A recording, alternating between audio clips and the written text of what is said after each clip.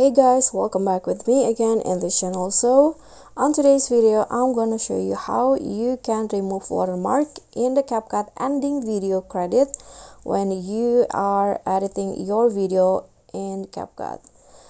So here I've already on a CapCut app. So when you start a new project in CapCut, for example like this, there will be a default ending video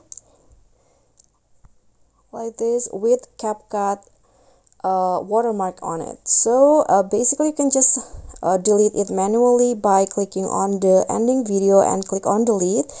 But if you are too tired to remove it manually one by one every time you start a new project, you can just turn off the default ending by going to the top right corner, go to the settings in CapCut, and then here there is a add default ending option. So just turn this off, click on discard. So when you go back and start a new project, there will be no CapCut watermark again or the ending video. You can see it's different from before.